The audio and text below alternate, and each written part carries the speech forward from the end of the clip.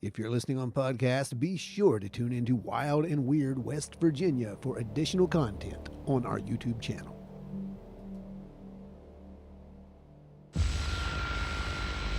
Welcome to Wild and Weird Radio, a Wild and Weird West Virginia podcast.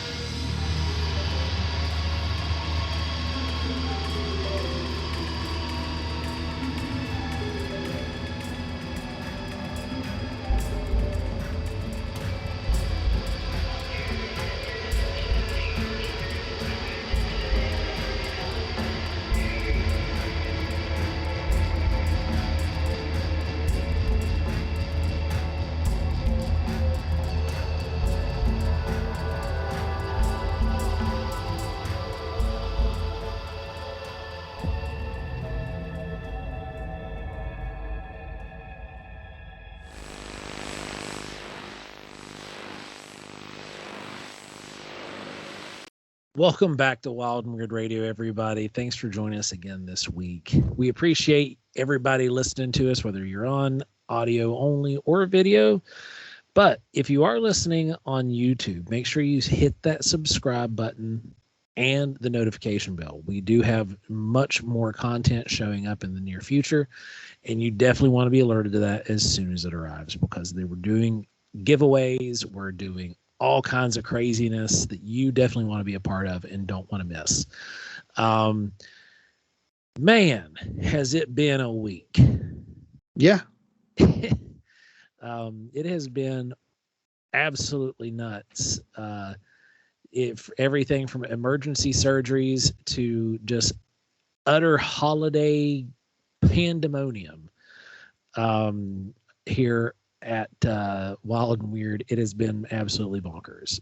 So it has been a little nuts. Yeah, you're absolutely right. I did not even this year. I haven't even put up any of my decorations. I was bad. wondering about that because normally, for those of you guys who aren't familiar, Ron normally goes all out with his Christmas spectacular, programmed lights, the whole 9 yards, and yeah, I didn't even fire up the lightorama once. I think I take that back. I did fire up the lightorama once. I fired it up to test it, and as far as I got.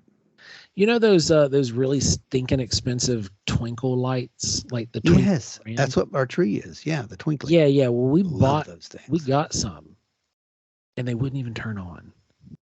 Why? What? No idea. Did you send them back? Right? Yeah, We got two modules, and one of them wouldn't even turn on out of the box. Brand new. We cut the tape. Oh no.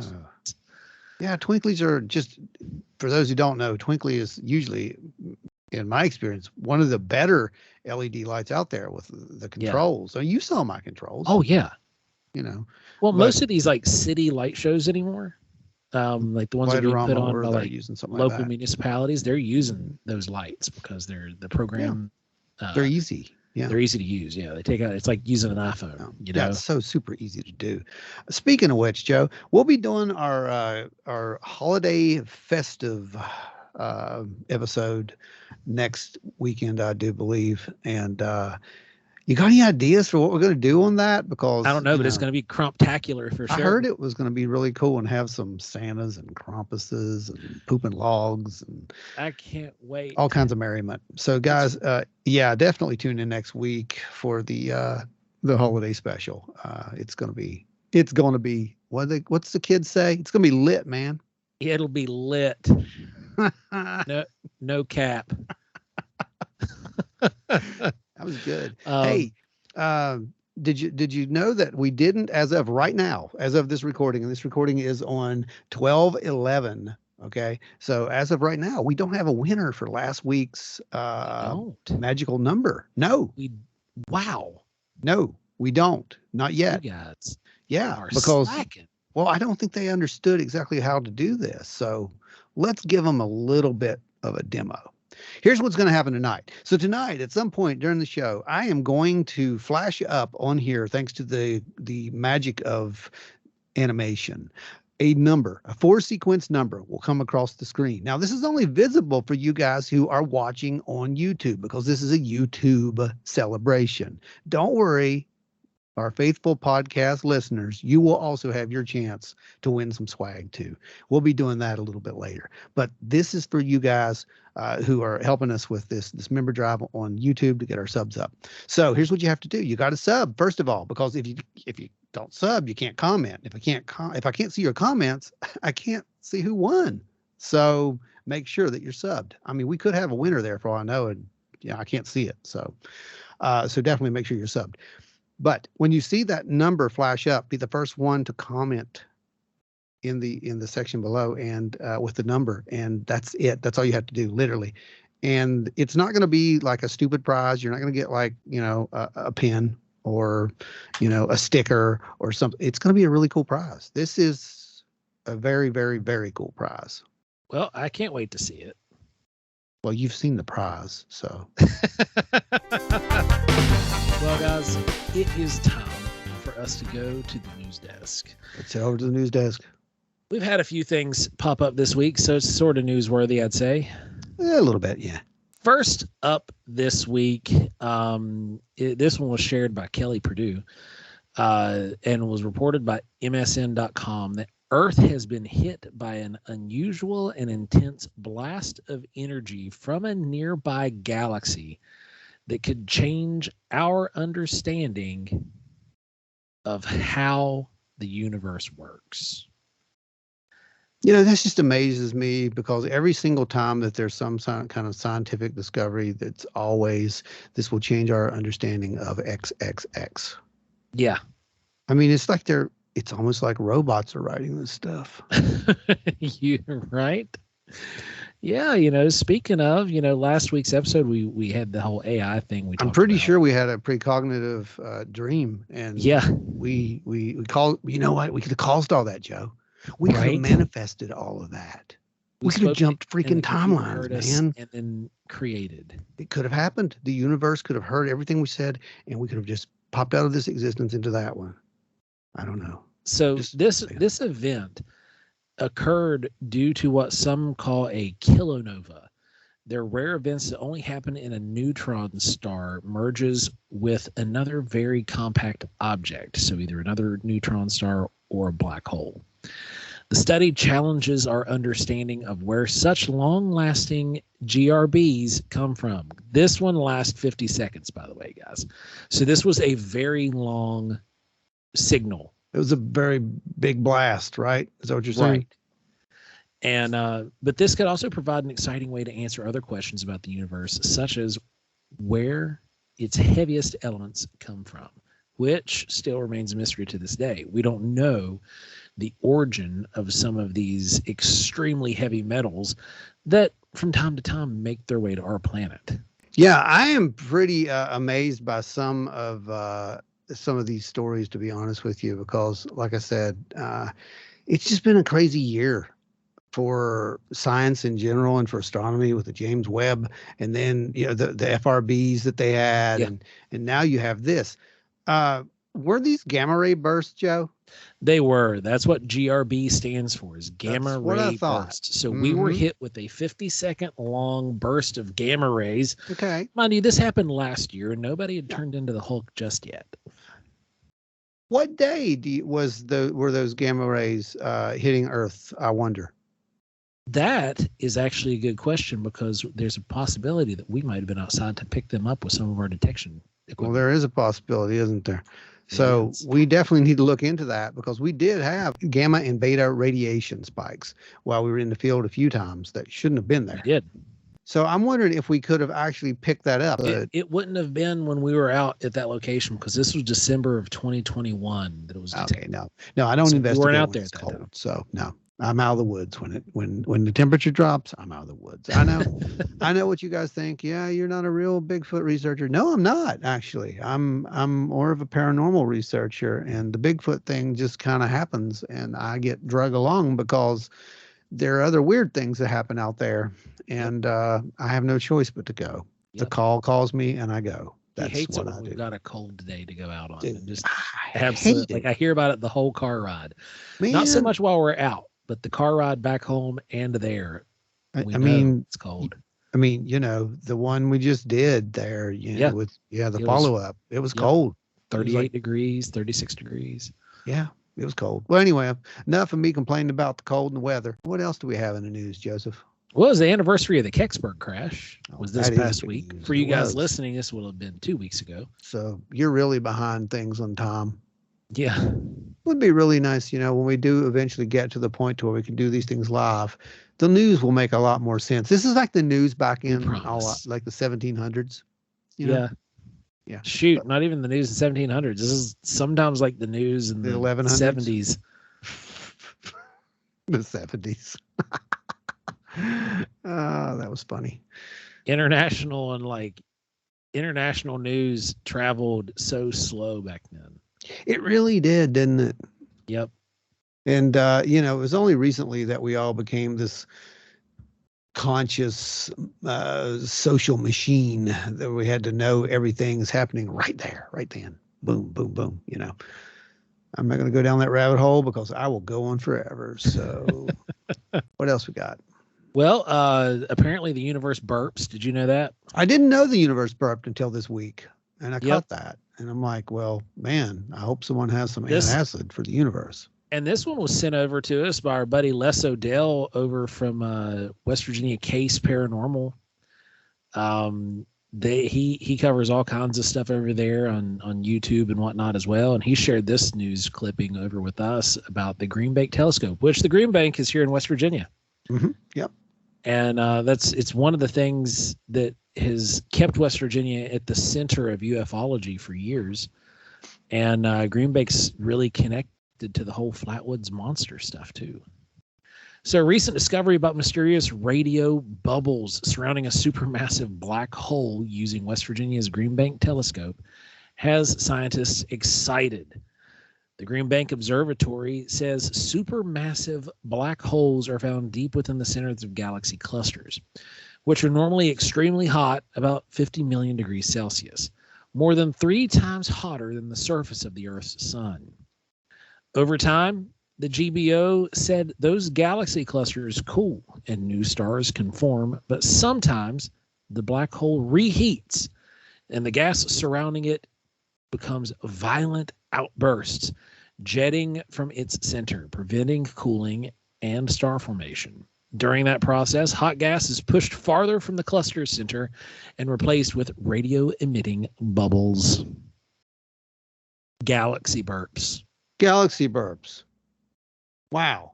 That is astounding, right? Astounding stuff is what that is. It really is. It's wild, man. The stuff that we find out about the universe in 2022. Yeah. Black hole burps. That's pretty insane. Like I said, a banner year for astronomy, really. I think. It really has been. Yeah, I think it really has been. We did have the other story where we were sort of, I guess, vindicated about the whole AI discussion we had last week. There's been a lot on that front, actually, that's happened, which is just in weird. The last week. Just in the last week, very synchronicity wise, by the way, is no one. These shows are recorded, and no one hears us recording, as far as I'm aware. But for sometimes when we record these shows, it seems like the next couple of days, events happen that are related to the recording, which is very strange. A lot of that has to do with the fact that when we're doing, especially the news, we're looking into some bleeding edge technology stuff. Right. We're looking into the newest, freshest things that would actually interest you guys. Mm-hmm. Yeah, absolutely. And one of the things that we did look into and we were complaining about, or I was complaining about, was the AI art stuff. Oh, yeah. And come to find out, apparently there was a good reason for us to be complaining about that. Yep. I think we found out that a major con, at least one, allowed an AI art. I won't say an artist because they're no. Yeah, they allowed an individual who types in prompts. Yes.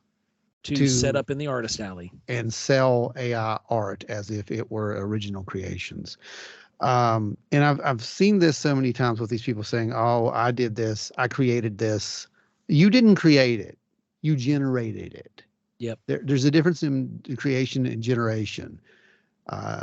And that's what's happening here. These things are generating stuff based on prompts, like Joe said, based on a series of inputs. They're providing an output, and they're generating an output. But apparently, some of these things are generating outputs now, Joe. That they can literally create manuscripts. Yeah. And people aren't happy about this. No, well, the AI writing has actually been around for since the beginning. That was what they started with, if I remember correctly. But now it's gotten to the point where you can go and basically give it a fan fiction idea, and it'll write the whole thing. And within 15, 20 minutes, you'll have an entire novel. Yeah, man. Yeah. So yeah, we're definitely going to be seeing some new rules, I think, coming up here soon with this stuff, because that's. Well, we took charge at least here locally in our region, and we have officially banned AI art in air quotations for those of you not watching. Yeah. Because that's exactly what it is. It is not art. It is a generated image. It's not welcome at Wild and Weird Con or at any of the other shows that we host. Yeah, and it shouldn't be. Any showrunner shouldn't allow this, because what's happening is these people who are not artists, are not anything, are going into these, paying for a table, setting up, and conning customers into believing that they're artists. They're not artists. While the real artists are sitting over here, starving. I mean, because that's what starving artists do, right? But literally now the machines are starving these guys, because, they're over here trying to make a living off of some of their stuff, or at least making a little bit of a wage here and there to help with trying to make a living, while someone who just got into this goes in, sets up, and starts, taking basically their pays $10 or $15 a month for a subscription service. It's ridiculous. This is ridiculous. It can just auto generate to their heart's content. Right. So we are taking steps, by the way, in a different way to try to mitigate this in the community, and that there'll be more on that coming out soon. But if you're with us, stand up, and if you're not, then you're probably a machine. So I think the lines are being drawn. Agreed. Kind of. Yeah. Anyway, that's enough of my AI rant for tonight. I think it's going to be a new segment from now on. Ron's AI rant. Ron's AI rant. I think it's going to happen. Possibly. Maybe someone will generate a book about it. Right? Just type it up. I might go do that myself. You should do that. No, don't do that. Do not do now, the very last snippet of stuff for the news this week is very disturbing, and it goes right along with AI. Brain-computer interfaces could create AI-controlled super soldiers. You can't make this stuff up anymore. No. This is a terrible idea, starters. However, we knew this idea was coming. You can go back and listen to that episode. Yeah. Mm-hmm. Mm-hmm. Yeah. Just, yeah. No. Yeah. I'm not going to AI powered super soldiers. I'm not going to say anything else, because there's no point. This has all happened, in the movies. Yeah, in the movies. It may have happened in our distant past, for all I know. I don't know. I mean, maybe that's who's visiting us now. I don't know. So, I don't know, guys. But I do know this, that we are heading into a very, very big shift in human consciousness very soon. Yes. The whole human consciousness is about to shift. And what comes out of it is going to be... I don't even know what it is, to be honest with you. It's not going to be a new human. It's not going to be a transhuman. It's going to be a new way of trying to process this stuff and integrate it into our lives. Because look, there is a room for AI. There is room for AI when it comes down to being benevolent AI, when it comes down to being helpful AI as a tool, not as a creator, but as a tool. See, my wrench helps me to loosen bolts, but my wrench does not decide one day to go and dismantle a car. by itself. Right. So there becomes at this time when the machines, you know, and the tools, there needs to be a separation between that. That's where I'm getting at. No, 100% agree, because Yeah. if we would create an AI-driven soldier, that means weapons and armament and all kinds of other stuff that we absolutely do not want in the hands of something that could be controlled by something else, controlled by the adversary, or turn on us because it's developed its own theories about what we're doing. Oh, geez. Yeah. Well, you know, we've already made our official stand, and, you know, they're going to go back and look at this, and they can do it just like that. And they probably already have. So, you know, it's kind of like they're already doing that in the future. So don't be surprised if, you know, a T-1000 shows up at your door, right? So you wouldn't know. You wouldn't know. You wouldn't know. Unless the light hit its eyes just right and they glowed red. Right. Exactly. Well, it could be Mothman. So. Right. Maybe Mothman was a T-1000. Who? Hey. I think we've solved this mystery. There's a hot take right there for you. There's a hot take right there. And guys, you heard it here first, right here on Wild and Weird Radio. Mothman could have been a Terminator. All right. Well, that's the news for this week. Let's move on to some exciting stuff, actually. Shall we? All right, guys, we got a pretty interesting show for some of you guys who have been actually requesting this. Ron put out a net a couple weeks ago, and just to see if there's any interest in this. And sure enough, we started getting reports almost immediately. Excuse me. Yeah. Sure enough, we started getting reports almost immediately. And this has to do with psychic dreams, synchronicities, and possible futures. Yeah. So you might be asking yourself, what does that mean? Ron? Well, what does it mean? Precognitive dreams and dreaming. There are many accounts of this. And here's the thing, guys. What you need to know is it's not as easy to dismiss these accounts as you may think it is. There are many who have had these experiences. And, you know, the Center for Psychical Research has conducted countless hours, you know, of research on this. And although science says, no, it's not real, only because it's not verifiable, you know, by repeated testing in the way that they should like it, I suppose. It is real. There is something there. And it hasn't been an alien subject at all. This has been something that is at one time was quite common to humans, right? Right. It was. These go back to, you know, as far back as really humans kept history of things. We had everything from seers to prophets, oracles, you name it. There is every culture, every religion has a name. And it might not even be like some kind of an organized religion. It could be a decentralized sort of religion, but they still had seers. They had people who could foretell the future or knew when events were occurring without having any kind of prior foresight or knowing what was leading up to that event, but could yet still render a warning about what we need to do to prevent that from happening. And these have been literally all over human history.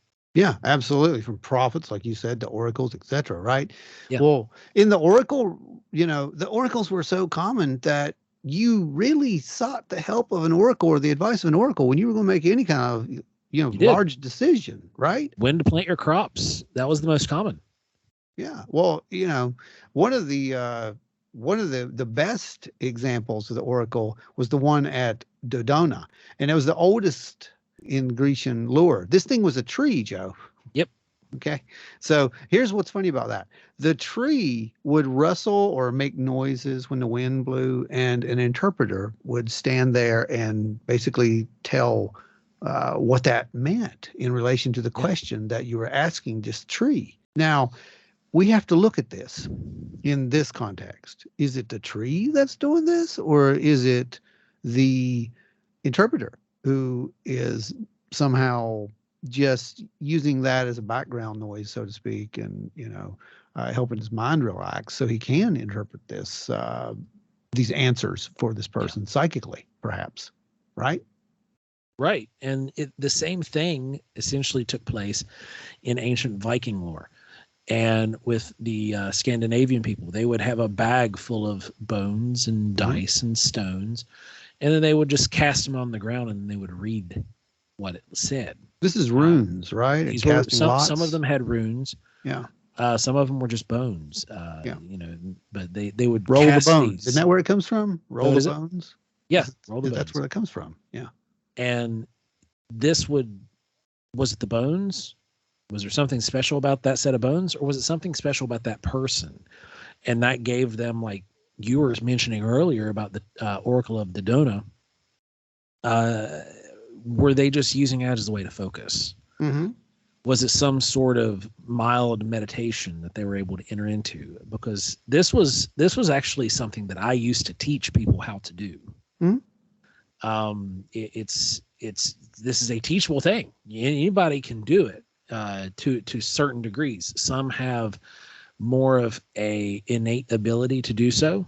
Some have to work at it a little harder.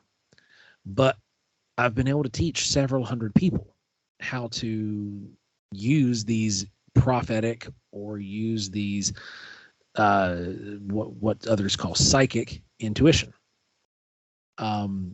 It's something that this stuff has been taught for ages. You weren't just born an oracle all the time. There were oracles that were selected at birth. There were seers selected at birth and set aside because there would be certain things that would take place during their birth that would lead into them having, more psychic abilities or more psychic attunement. Mm-hmm. And some of those will be born with a veil over your face. Right. That was one. This is an old wives' tale that you still can read up on. Yes. Yeah, that's actually. And that's what the amniotic sac is over the baby's face when they're born. The another would be if the baby had some kind of a marking on its eye, either in the eye itself, or if their skin was red and had like a birthmark on their eyelid. That was something that was supposed to foretell that they had seeing ability to have this foresight. So they would be selected and set aside. Now, again, was this the tree and the bones, or is this the person? Right, exactly. I mean, and that's what it kind of comes down to. Like you said, and we talked a little bit about, energies and so forth in a previous episode at the beginning of the year. That's a great one. Also insert the name of that here, and you guys can go watch that as well. But like you said, are these the oracles, or are these the interpreters of the oracles? So, right. That remains to be seen. But one of the more famous, I believe everybody has heard of the oracles. When you mention oracles, they immediately think of the Oracle of Delphi. Oh, yeah, absolutely. Well, one of the stories of the Oracle of Delphi is there was a rich king of a place called Lydia in the mid-6th century. His name was Croesus. He found himself facing a growing threat from his Persian neighbors, and unsure of who he should ally himself with and what the intent of his neighbors may be, he felt the need to consult these oracles. But which one would he consult? Because back then there were tons of oracles. Every city had an oracle. There was at least 7 within his area. Right. Yeah, and there was 6 in Greece and 1 in Egypt. And the further you traveled, the more you would come across. And they all had varying differences in I should say success, right? Success and technique. Yeah, success and technique. Yeah. So Croesus, he's a smart man, dude. This guy was pretty smart. He decided to scientifically, in his day, test these oracles before committing himself to either one. So what's he do? He sends 7 messengers out, and he sends them to each shrine on the same day, and he tells them to pose their questions exactly 100 days from your departure date. Each was then requested to return to Lydia with the answer with all due speed. Okay, so we only have one on record that came back.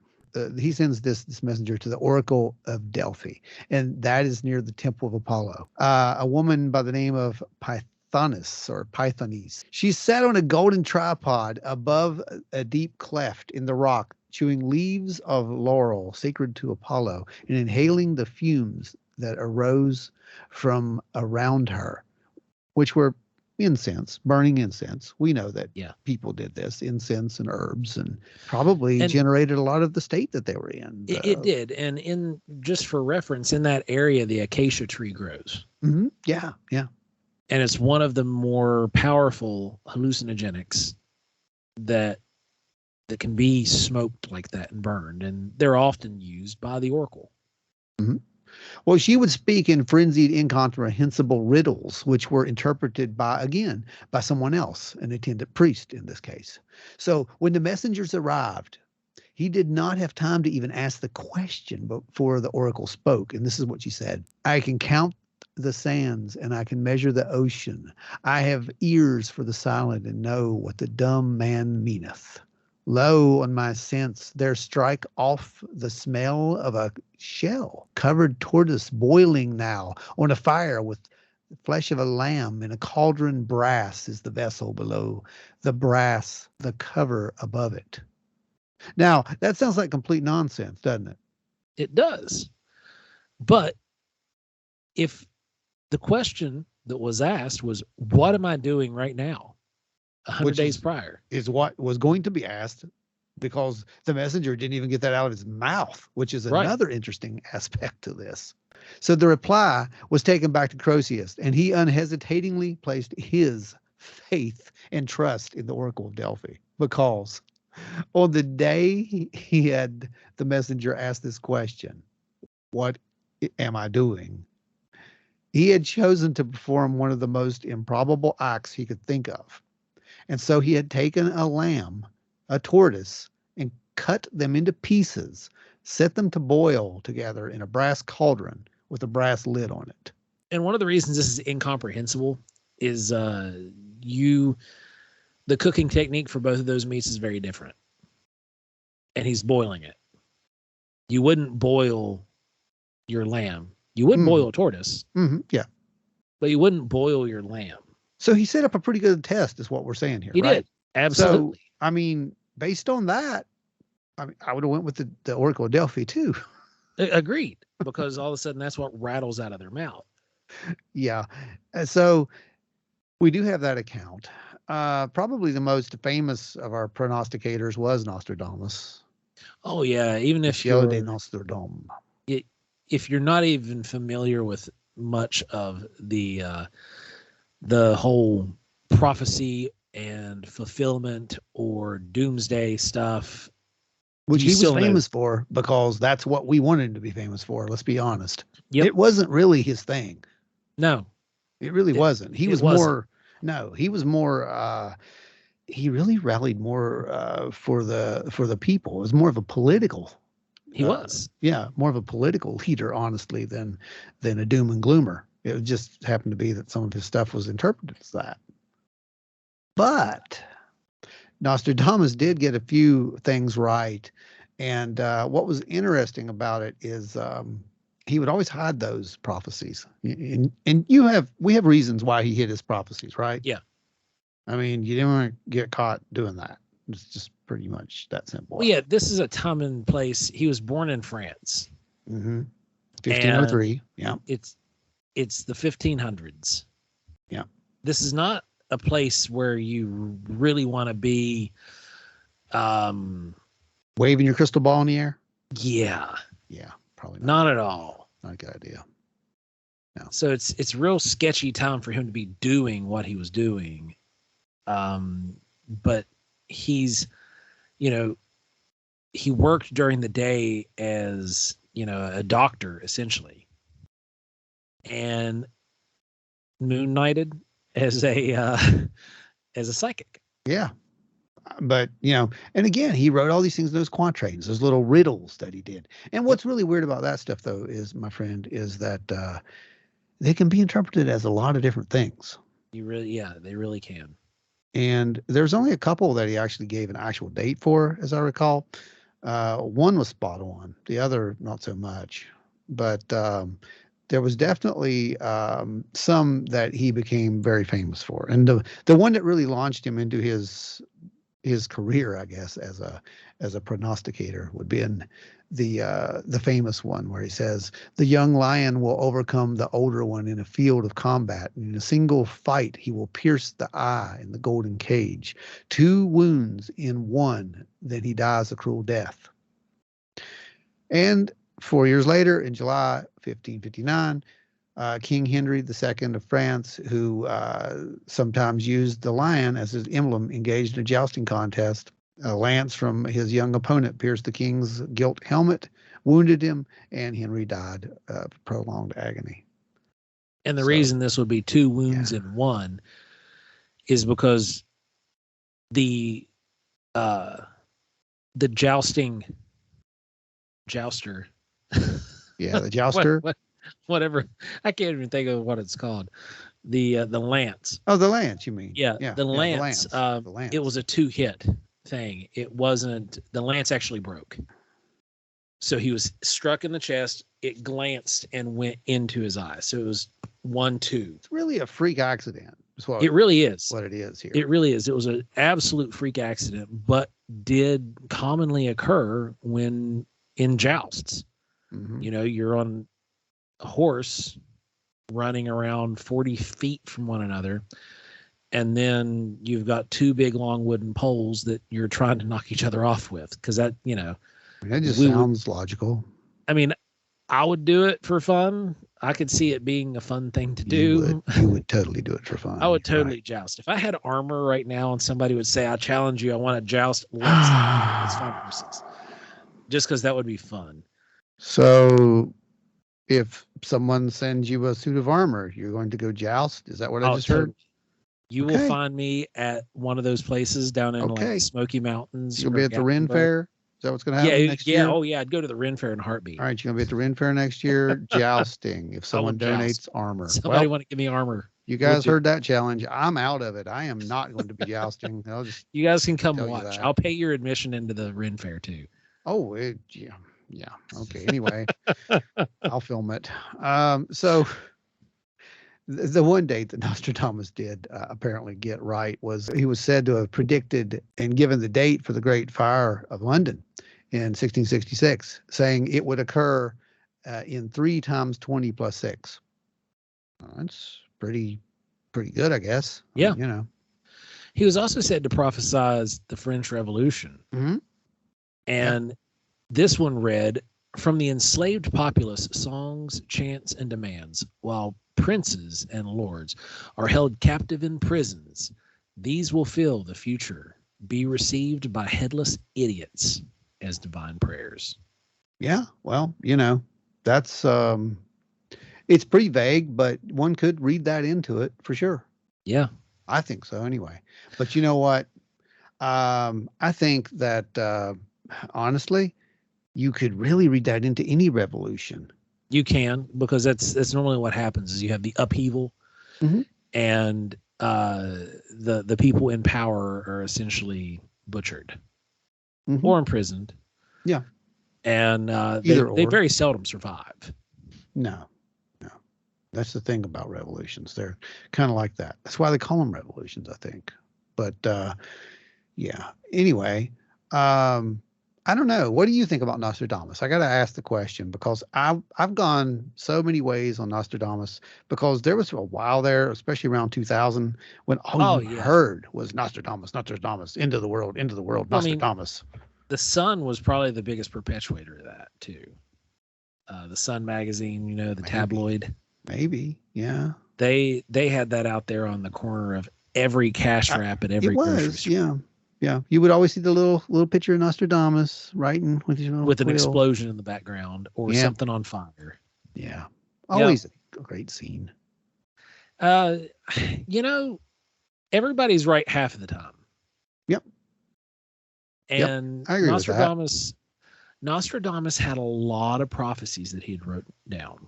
Mm-hmm. I don't know what happened to it. Years and years and years ago, I had one of the books that was just chock full of the prophecies he'd written, and then some of the interpretations of what it could mean, things like that, just for giggles. Yeah.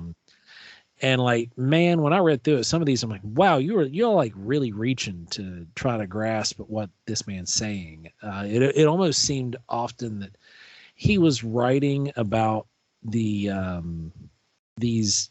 current times he was in, clearly, right, but he was putting this poetic spin towards what was happening in front of him, and what he would hope to happen in the future, like any politician would. Sure. For a political speech. Yeah, absolutely. Or rallying this. Or rallying the people up, right? Trying to get their... If we do this, then this. Yeah. There's a lot of if this thens. Yeah. That's what a lot of it was. Yeah. Like it ultimately could be interpreted as. Now it clearly it was written in French. So the language wasn't exactly if this then, but that's what a whole lot of his prophecies were. Mm-hmm. And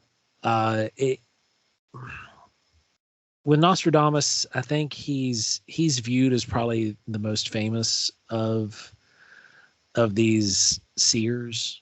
Yeah. But like I said, I think anybody can be right half the time. I just think, if we put Nostradamus and Edgar Casey in a ring and let them battle it out. Remember the old MTV show? Remember that? Yeah. Remember that? Yeah, man. Talking about that old MTV show, you know that the ring announcer passed away this week? No, I did not know that. Yeah, the ring announcer from Celebrity, what was it? Celebrity Deathmatch. But he started off as a boxing. Yep. He started off his career. I remember him. He was actually a boxer himself, and then became a boxing referee. God, I can't remember his name, but anyway, he passed away this past week. Oh wow. Wow. I guess I'll allow it. Synchronicity. But I didn't know that. Cyrano de Bergerac. Oh, Cyrano de Bergerac. Yes. That is another really, really prominent voice in all of this. Yeah, I agree. So, I mean, I think so anyway. I mean, you're talking about, 1600s, right? Yeah. We're still back in the 1600s. This is right around the time that Nostradamus was, older, obviously, but it's in the same era. You're still in the 1600s. Mm-hmm. What's neat about him, though, Cyrano, is that he's viewed as an early science fiction writer. Yep. And some of the stuff that he nailed it. His works, Trips to the Moon and the Sun, I think, something like that. Voyages to the Moon and the Sun. Is that it? Voyages to the Moon and the Sun? Yeah, it was Voyages to the Moon and Sun. They were published posthumously, so after his death in 1656 and 1662. But in these, he actually got Earth orbiting the sun. That's and I believe that he actually said, the Earth was probably a sphere too. I don't know, but he doesn't say that. I'm just saying that. But he also talked about the weak gravitational field of the moon, proposed 7 different methods of interplanetary travel. What? Yeah. And here is, one of the most important things that I found out about Cyrano de Bergerac, and I wish we'd have known this back during our history of ufology. He proposed 300 years before the idea was borrowed by the writer Erich von Däniken that the gods and mythological beings with whom Earth's history is intertwined with were actually travelers from space. Yeah. Well, in his case, he thought they inhabited the moon and the sun. But either way, he was the first ancient astronaut theorist, Joe. He was. And, part of his theory did say that he believed that these beings could change their shape at will. Shapeshifters. So they could have this spiritual form and then come down and transform themselves into human, and we'd never know the difference. fascinating stuff for 1600s, don't you think? Oh, absolutely. I mean, this is You know, revolutionary. mind you, the whole concept of shapeshifters had been around for centuries. From the But moon? this idea of them being from technically other planets, because they viewed the moon as another planet in many cases, Mhm. that it was a place where these beings could inhabit, and it's really, really groundbreaking, because like you said, Eric von Daniken, about 300 years later, borrowed from these concepts, and it's what birthed Chariots of the Gods and things like that. Part of what birthed those Parts things. of it, yeah, absolutely. But Cyrano went on to even do more than that, though. He described items and technologies that these moon dwellers would have, houses that could be withdrawn into the ground on these huge screws. And in cold weather, the houses would actually move. They would have these big sails and move across the lands and migrate like animals. He described devices that would, get this, record and play back speech. Right. In the Which radio. was Yes. there was nothing like that at the time. No, absolutely not. This is, I mean, Not hundreds of years, but several years before any of this stuff existed. it would be what? How many years? 200 years, Yeah. roughly. Yeah, a little over, right? Yeah.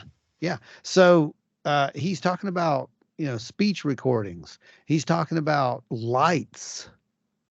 I mean, lights, like electric made the lights. night sky as bright as day. Yeah, that made the night sky as bright as day. Because you got to remember, back then, the brightest you get is a candle, bud.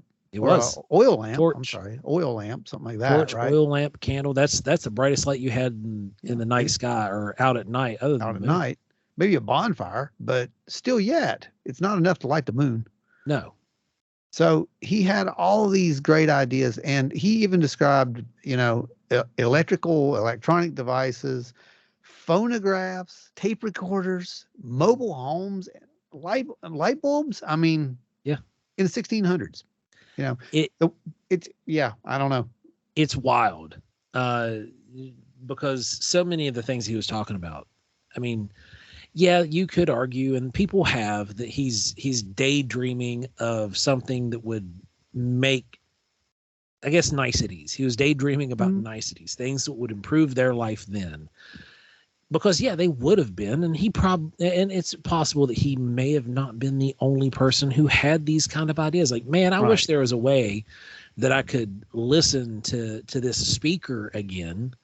We just went to a big play or some kind of lecture. Yeah. I wish I could listen to that lecture again, because even the lecturer can't teach it exactly the way they did again a second time, unless they've done it hundreds and hundreds of times at that point.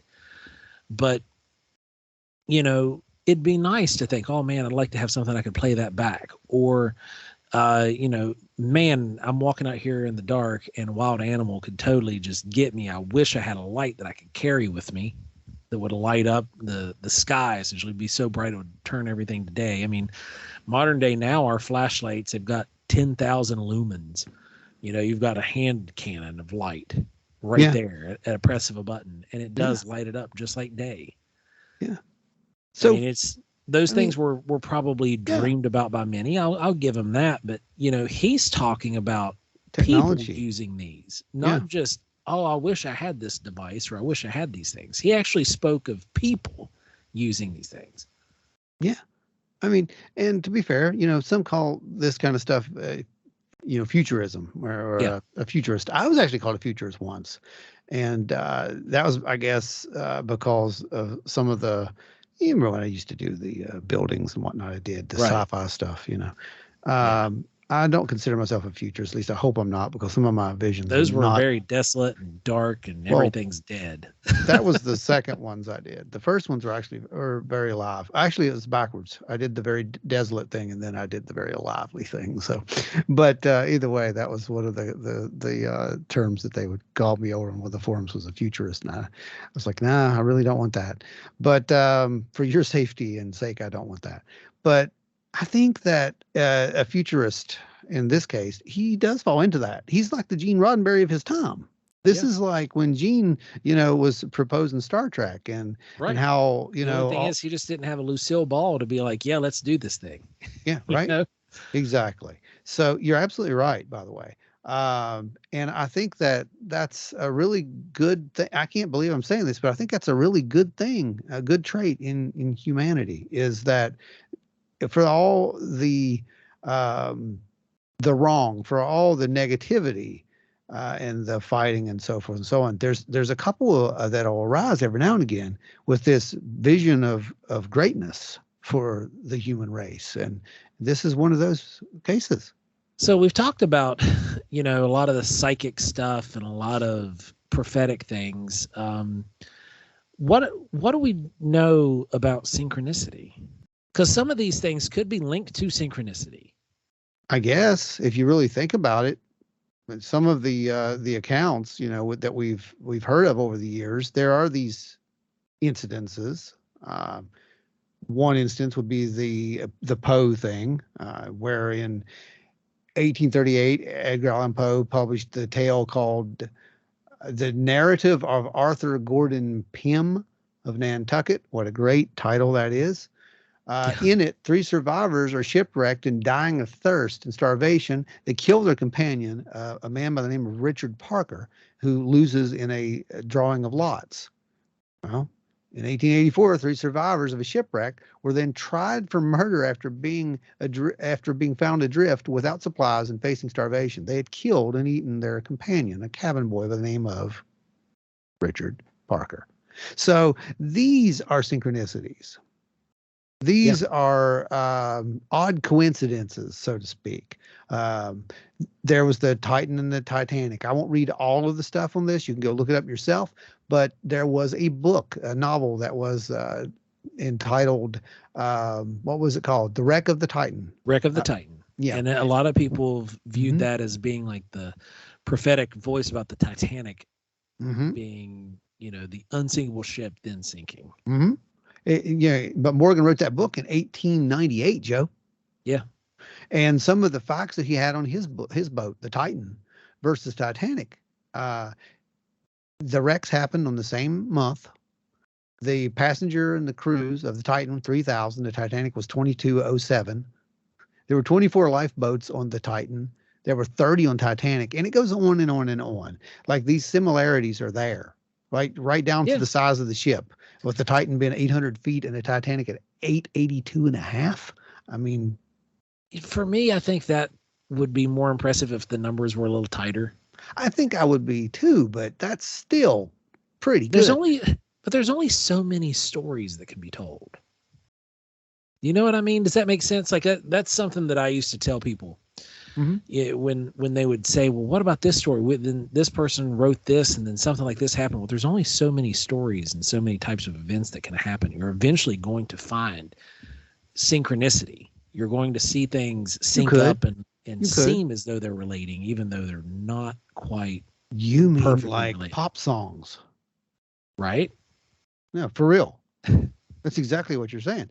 So, basically, the whole theory that every pop song is 3 chords, right? Every song is 3 chords. Every song's 3 or 4 chords. It has to be, because you're going to repeat those eventually, right? It's mathematics. This is like a fractal. It's like a fractal, right? So you are mathematically bound to repeat some of these patterns, but there is a difference here when we get down to real synchronicity. And the father of synchronicity himself was Carl Jung. Yep. And Carl Jung, we've talked about him on the show before in the past. He was a Swiss psychotherapist, and he was the co-founder of the 20th century psychiatry. Yep, him and Freud. Yep, they literally created psychiatry. Synchronicity and then sexonicity is basically who these guys were. Isn't that right? I mean, that's pretty much it. That's pretty much it. Yeah, you hit it. The only difference in Jung and him is Jung believed in these archetypes. Yeah. It's important to go ahead and describe some of that. That's because this does play into some of the actual scientific and what is the word?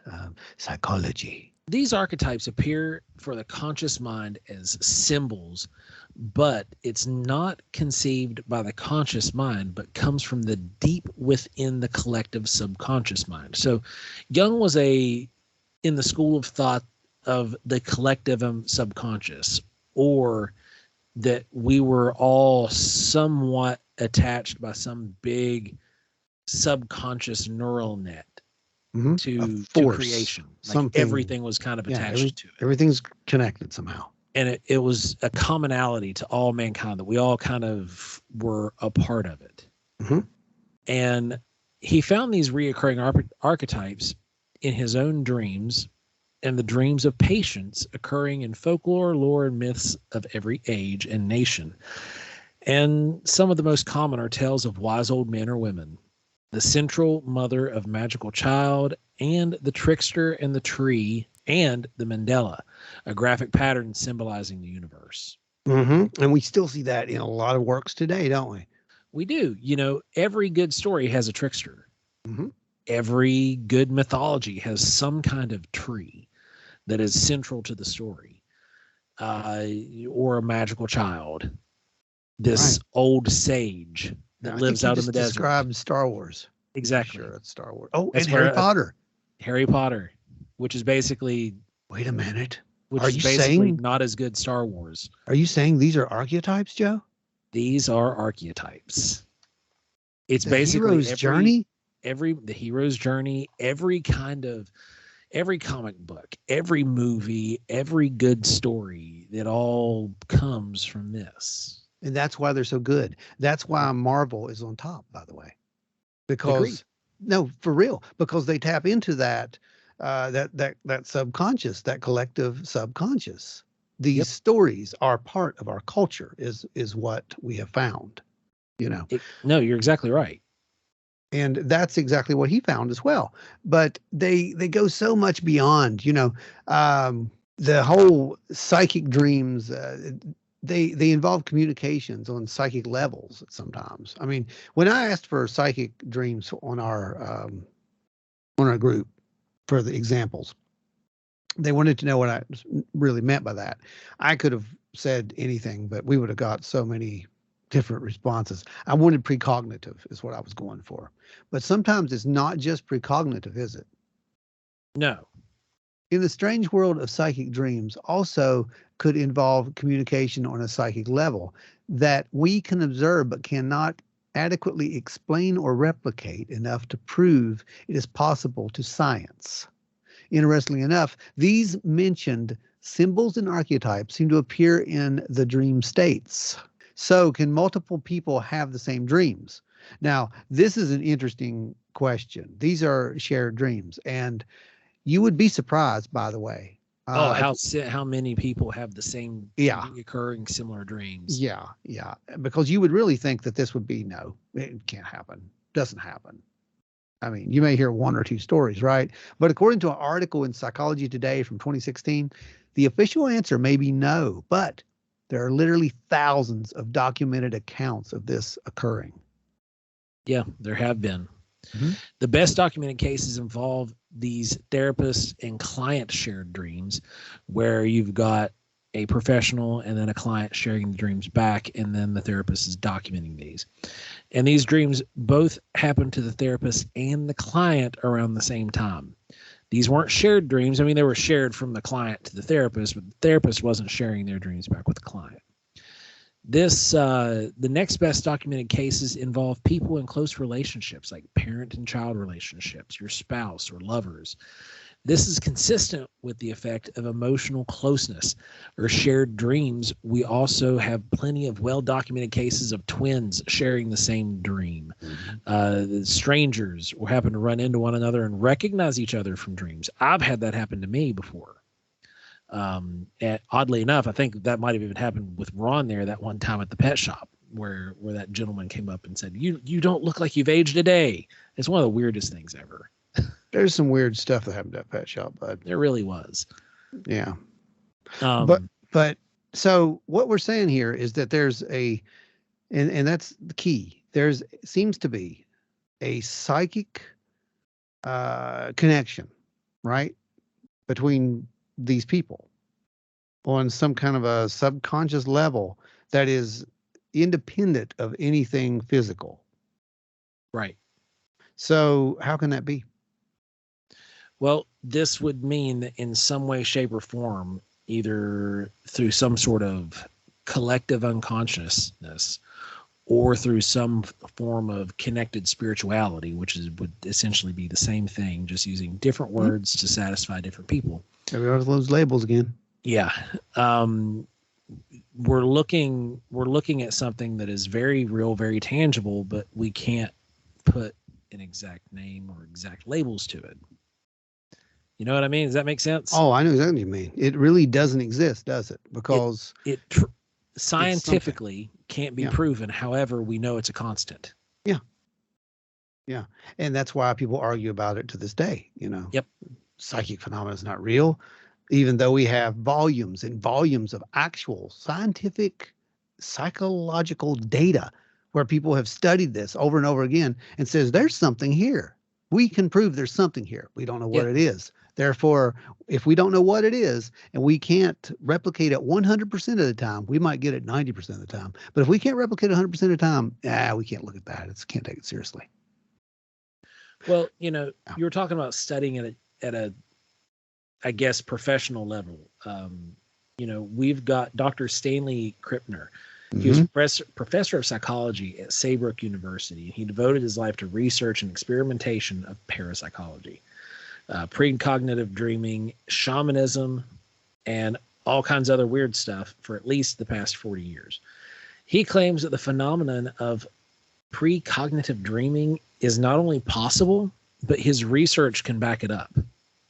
So he's making these statements looking at precognitive dreaming, not necessarily the shared dreaming experiences, but this precognitive dreaming, which would be prophetic or predictive dreams of the future, that it's one of the most significant laboratory studies on precognitive dreaming. And he's done this where basically each night the subject dreamer would go through an ordinary night of dreaming with an intent to dream about the experience he would have the following morning. The dreamer was woken 4 to 5 times throughout the night to relay his dreams to the experimenter. The following mornings, the experimenters randomly selected an experience from a number of prearranged options, and the dreamer was subjected to that experience. Dr. Krippner said that there was no way for the participants to know what the experience they would encounter before it was selected and administered. So it was a double-blind study. Yeah, exactly. So this would be like me telling you, Joe, I need you tonight before you go to sleep. You need to condition yourself to think about this thing that's going to happen to you tomorrow morning when you wake up. Right. Dream about what that is. Well, and it's funny, you get a lot of people that will say, well, I don't dream. I'm not a dreamer. How do I do that? One of the funniest things that I'd heard, because I actually listened, or I can't remember if I'd listened or read this, but it's from Dr. Krippner.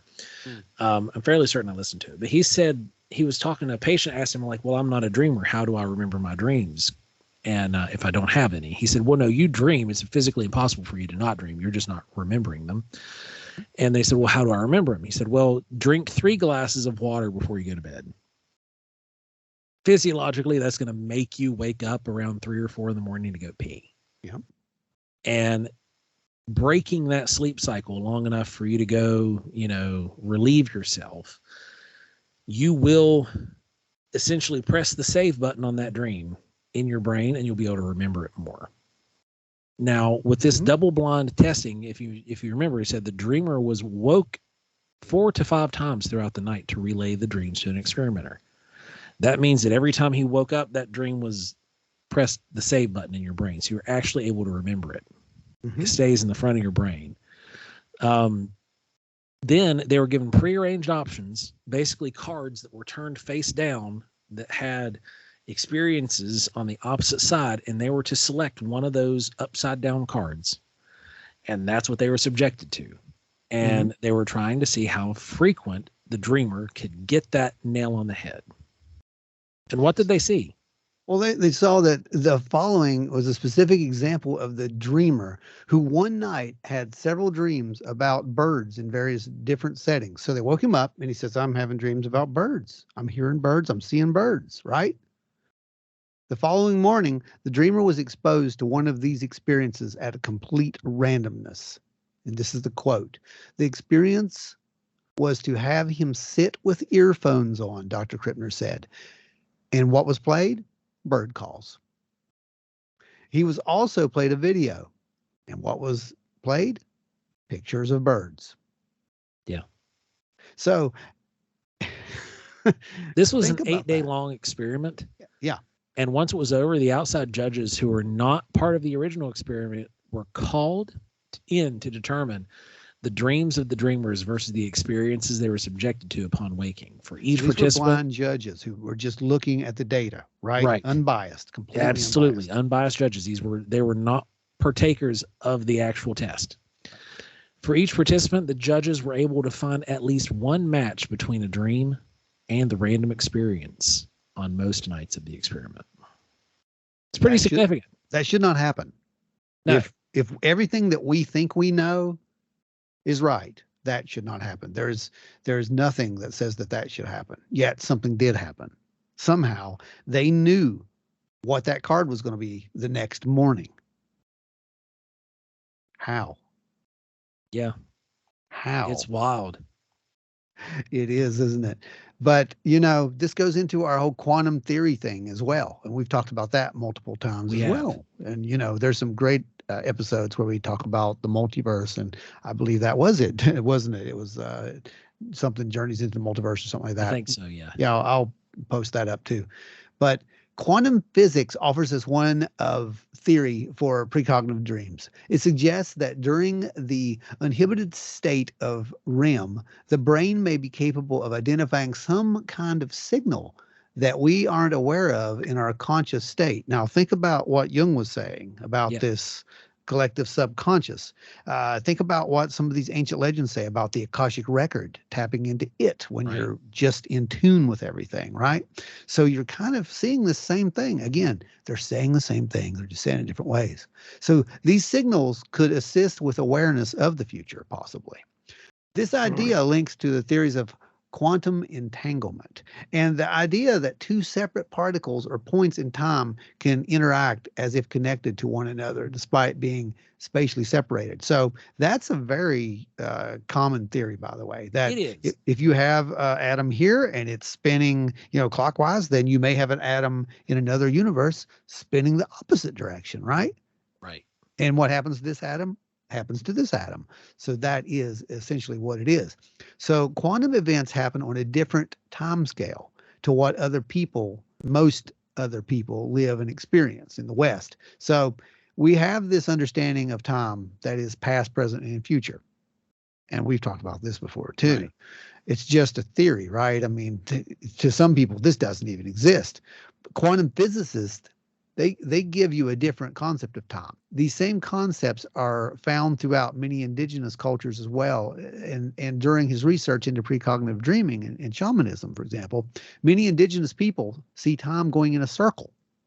Yeah. It goes around and around in a spiral. We've seen the sacred spiral. If you looked at my art, you know the sacred spiral. You know it. And you know the legends of some of where that comes from. Then you also have the indigenous North American point of view that people lived in a long body. They do not end where the skin ends. So basically, when you die, you're not ending. Right. A person's long body will project, and it involves other people and other parts of nature. So everything is happening all at once. For them, it's no surprise that you can dream about the future. Everything is happening right now. And we hear this a lot today. A lot everything's of happening talk. Right now. Right now. Which, and oddly enough, that's one of the things that the James Webb is potentially able to capture. They're saying that this telescope can look into the past.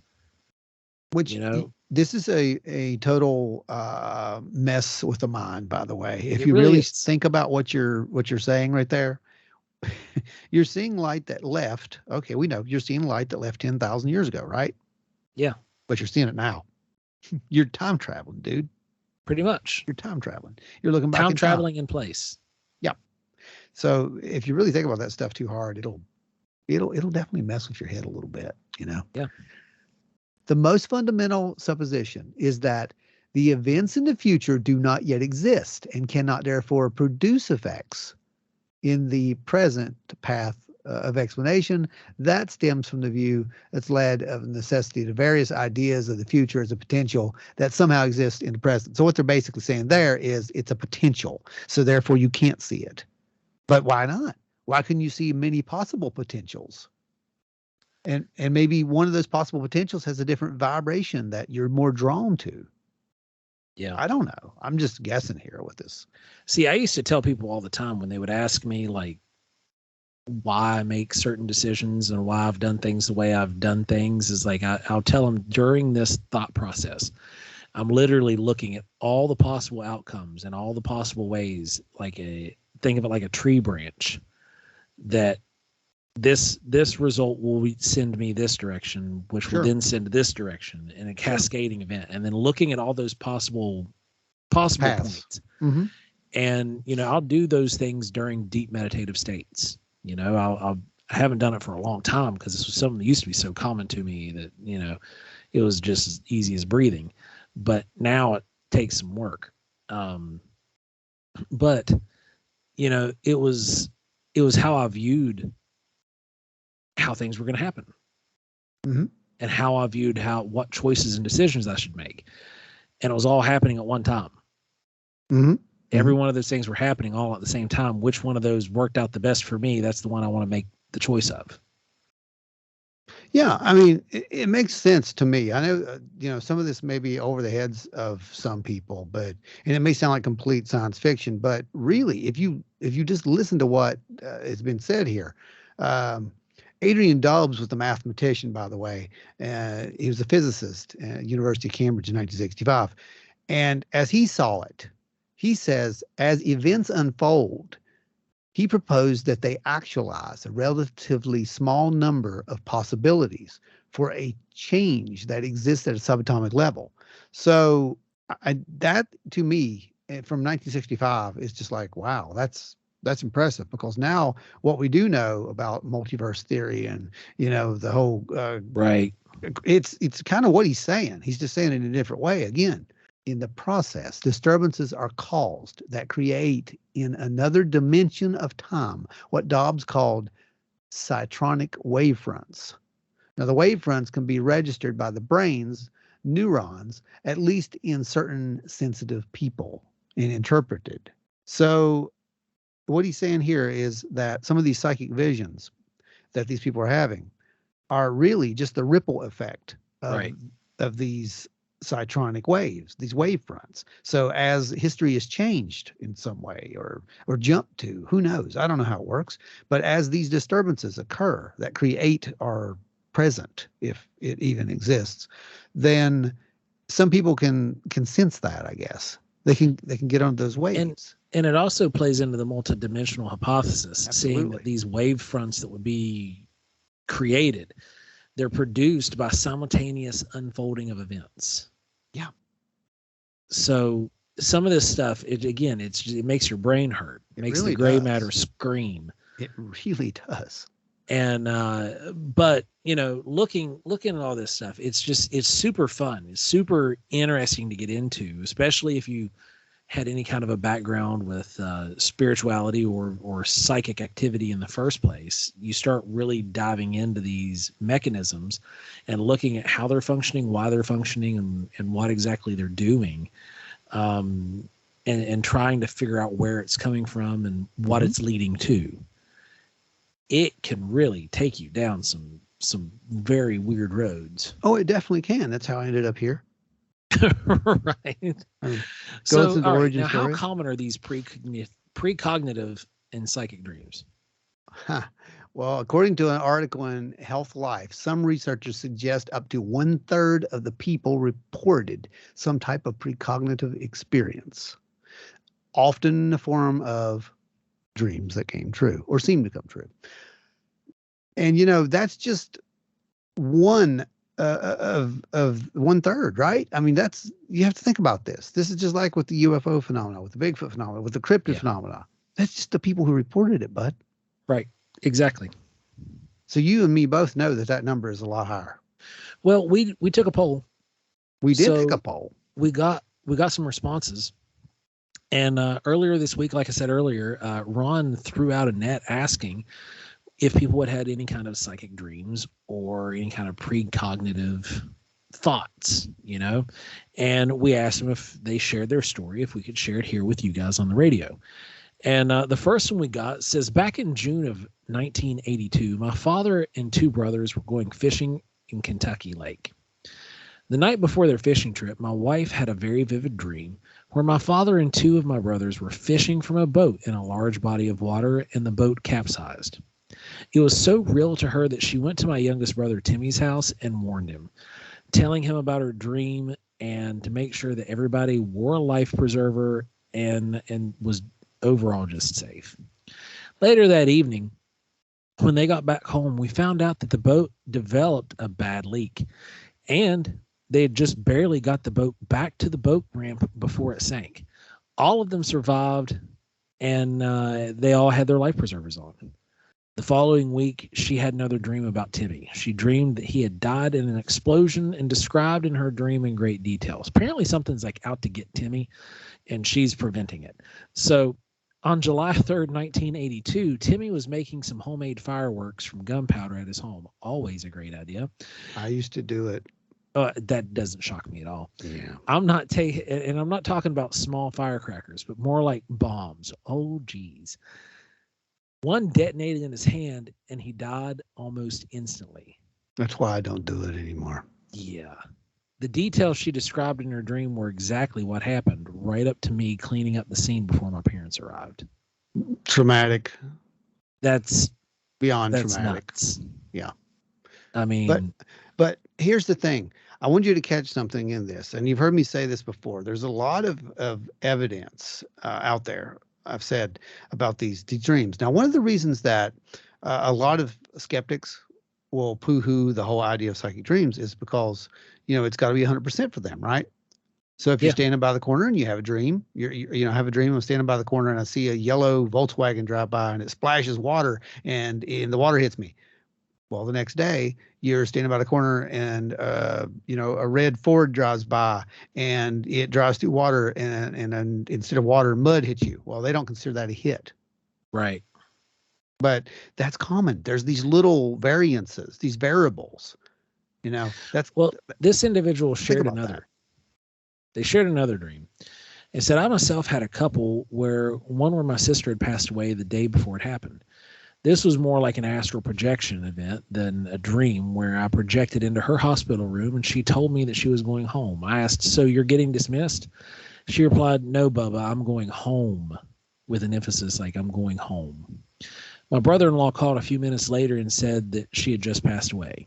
Another one was where a family friend I had even thought about for several years came into a dream one night. I found out the following morning that she had passed away about the same time as my dream. This happens a lot. It does happen a lot, and you can go back and listen. Wayne had given an account of one that he had that was just like this. That's right. Here's another one from the group. When I was 19, I was pregnant with my first son. I had a dream that my great aunt had died. Later that morning when I woke up, I found out that she had passed in her sleep. Then we have another one referencing the post about psychic dreams. A few days ago, a 7-year-old girl went missing. She had left her house after an argument with her stepmom.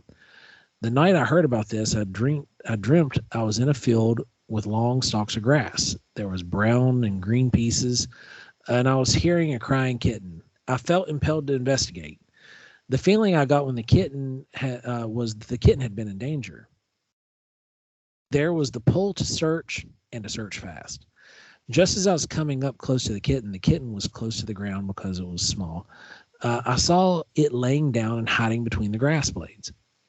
A man whom I couldn't see what he looked like had snatched the kitten, In my dream, I felt like it had been abducted or kidnapped by this man. I became so protective and angry. I ran towards this man, but I couldn't get past this invisible barrier. I felt that it was too late. I tried profusely and still was unable to get to the kitten. Fast forward to the very next day, the search for the girl continues into the later evening. The next evening, I was watching the conference on the update for the little girl, and the story goes that she was outside her driveway, which has plenty of fields of grass and trees, and a FedEx driver, who was the man who abducted her, had killed her and dumped her body in a ditch surrounded by tall grass and trees. Yeah. These are all like really dark. They are. But, Those are the lot most of prominent. I mean, Yep. Not many people are going to share some of the ones like, oh, I woke up and I had coffee. Well, this time I woke up, my wife had made coffee before I woke up, and there it was. You're not going to get right. But, what is prominent in these is that they are tragic. They are. And they are foreboding, and they are warnings, or they are communication of some sort, as in the last one. That could be a psychic communication, is what that could be, splat out. But a lot of these disturbances in that force, in that wave, so to speak, that's what he is essentially saying when Dubs was talking about that.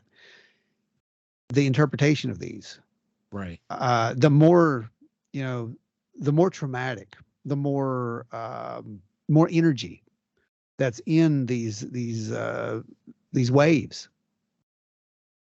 Well, I could see how they would be, interpreted faster, or they would make a bigger impression on someone. Yeah. If you have a dream that I'm going to make you a cake tomorrow, and I make you a cake tomorrow, but if you have a dream that someone was in a terrible car crash that and the next day they're in a terrible car crash, well, you're probably going to remember that one before you remember that cake dream. Oh yeah, I mean, absolutely. to be honest, because that's more impactful. So that's why we hear a lot of these more negative type dreams. It's not that we only dream of these negative psychic things. They're wonderful psychic. It's just those are the ones you remember. Those are the ones that you remember. It's always the bad experiences you remember. Yep, they stick out. So on our scale, bud, what do you feel about psychic dreams? Do you think there's enough evidence here? Psychic dreams, premonitions, all that stuff. There's plenty enough evidence for it to be a thing. I mean, again, like I said earlier in the show, I used to teach people how to tap into that wavelength and how to use their spirit to hone these skills to help people. Well, it's something that people did for thousands of years until it was. So what I was doing was nothing new. This is something that, but based just off that alone, I'm in it. So, yep. And that might be a little bit of a biased. Well, opinion, I think everybody can do it, but based off of experience, it's real. Yeah, based on experience, it's real, and that's what I have to say too. It's not because I read a bunch of stuff. It's because if you go back and listen to the origin story, this is literally something that I've studied for decades. And I do believe there is enough evidence. I do not believe in psychic phenomena. I believe there's enough evidence to prove psychic phenomena exists. It is not necessarily a sixth sense, but possibly a sixth, seventh, and eighth sense for all we know. There's so many ways that the information is acquired remotely, and that's pretty much where I'm going to leave it. If you guys have had your own dreams or visions or even prophetic utterances, feel free to share them with us. We'd love to hear them. Share your experiences. Send them over to wildandweirdwv@gmail.com. Shoot, if you've had, premonitions about our show reaching the Billboard Top 100 and us receiving awards. Well, we're going to jump to that timeline. So find out who did that. I want to be on their vibration so we can just jump straight to that timeline. And by the way, that's another, that'll be another episode in the future. Well, based off of that, I think listening back last week and the folks who are tuning in, I think I was having psychic premonitions about